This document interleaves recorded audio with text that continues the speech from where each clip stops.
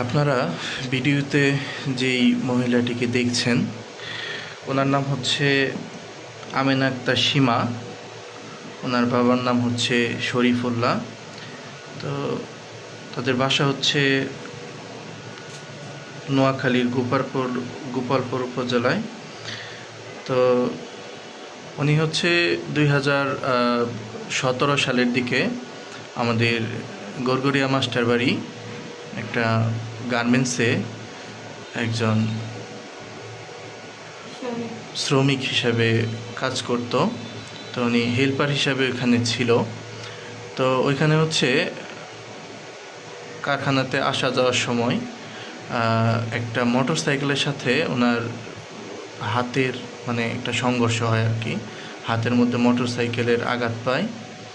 পরবর্তীতে অল্প চিকিৎসা নিয়ে উনি মোটামুটি সুস্থ হয়, কিন্তু এরপরে হচ্ছে সঠিক চিকিৎসা না করার ফলে ওনার হাতের মধ্যে একটা হয়েছে। আপনার হাতটা একটু করেন, দেখেন বর্তমানে ওনার হাতের যে অবস্থা, এটা আসলে খুবই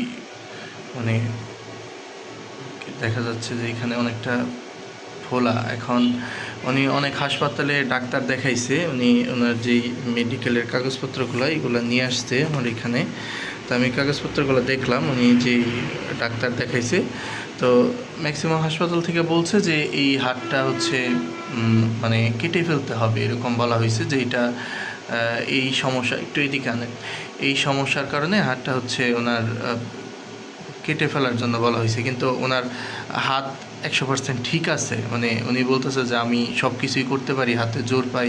তো উনি চাইতেছিল যাতে এটা ওনার হাতটা বাদ না যায়। আসলে ওনার বর্তমানে ওনার স্বামীও নাই, বাবা মা মূলত কেউই নাই, এরকম একটা অবস্থায় উনি আছে। তো এই হাতটা যদি উনি রাখতে পারে তাহলে হচ্ছে উনি পরবর্তীতে কিছু একটা কাজ করে হচ্ছে জীবনযাপন করতে পারবে। তো ওনার 15 বছরের একটা মেয়েও আছে। তো উনি হচ্ছে সকলের কাছে একটু সাহায্য সহযোগিতা চাইতেছে, যে কোনোভাবেই হোক যাতে উনি সুস্থ হয়ে যায় আর কি। তো ওনার হাতের বর্তমান যে অবস্থা, এটা খুবই ভয়াবহ একটা অবস্থা আপনারা দেখতে পাচ্ছেন। তো আসলে আপনার এটা কিভাবে হয়েছিল আপনি একটু বলেন তো। আমি লাঞ্চে টেনিমিক্সে চাকরি করতাম। তো লাঞ্চের সময় বাসায় যাওয়ার সময় মোটর সাইকেলে বাড়ি গেছিলাম, হালকা, এত বেশি না। তো ভিতরে রক্ত জমাতে যায়, রক্ত জমাতে